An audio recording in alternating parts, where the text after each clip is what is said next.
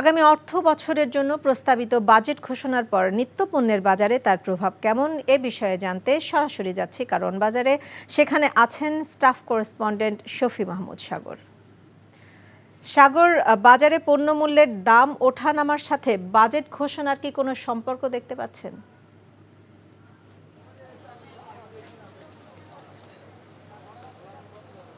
Naznin, budget প্রস্তাব করা হয়েছে গত পরশুদিন, যদিও এর কোনো ইতিবাচক প্রভাব এখনো বাজারে পড়েনি। আমি বাজেট সম্পর্কে একটু পরে আসছি। প্রথমেই বলে নেই যে সামনেই যেহেতু কোরবানি, তো কোরবানিকে কেন্দ্র করে বেশ কিছু পণ্যের চাহিদা কিন্তু বেড়ে যায় আগে দিয়ে। তো সেই সকল পণ্যের মধ্যে মশলার দাম অনেকটাই বাড়তি, বিশেষ করে এলাচের দাম বলা হয়েছে। তারা জানিয়েছেন, বিক্রেতারা জানিয়েছেন যে গত এক মাসে ধাপে ধাপে এলাচের দাম বেড়ে প্রায় কেজিতে 600 টাকার মতো বেড়ে গিয়েছে।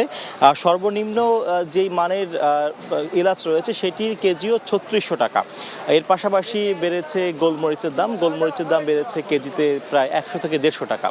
আর বাজেটের পরপর যেটি দেখা গেল যে এবার বাজেটে কিন্তু 30টি নিত্যপণ্য প্রয়োজনীয় যেই দ্রব্য রয়েছে বা পণ্য রয়েছে সেগুলোর উপরে কিন্তু উৎস কর কমিয়ে আনা হয়েছে, যাতে করে বাজারে এগুলোর দাম কমে যায়।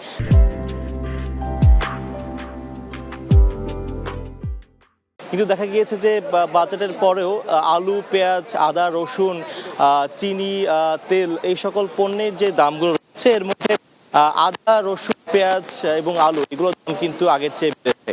বিশেষ করে আলু এবং পেঁয়াজ সেটি গত সপ্তাহের তুলনায় কেজিতে 5 টাকা করে বেড়েছে। আলু বিক্রি হচ্ছে প্রায় 55 টাকায়, আর পেঁয়াজ বিক্রি হচ্ছে 90 টাকার আশেপাশে।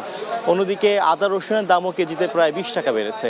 এর পাশাপাশি দেখা গিয়েছে যে গরুর মাংসের দাম সেটি গত সপ্তাহ দুয়েক ধরেই 750 টাকার পাশাপাশি ছিল, কিন্তু এই সপ্তাহে এসে সেটি 780 টাকা, কোথাও কোথাও 800 টাকাতে বিক্রি হচ্ছে। আর ব্রয়লার মুরগির দাম গত সপ্তাহের তুলনায় কিছুটা কমেছে, কিন্তু এবং একই সাথে সোনালী মুরগির দামও কমেছে। বিশেষ করে সোনালী মুরগির দাম গত সপ্তাহে ছিল 360 থেকে 70 টাকা, সেটি এই সপ্তাহে এসে কমে এসে দাঁড়িয়েছে 300 থেকে 310 টাকা। তো বিশেষ করে বাজারে যারা আসছেন সেই সকল ক্রেতারা বলছেন যে সব কিছুর দাম যেভাবে বাড়ছে এতে করে তাদের সমন্বয় করতে গেলে অনেক ধরনের সমস্যা তৈরি হচ্ছে। তারা আসলে কম কিনে তারা চলছেন। তো এই ছিল বাজারের অবস্থা। বাজেটের আসলে ইতিবাচক কোনো প্রভাব এখন পর্যন্ত পড়েনি নাজনীন।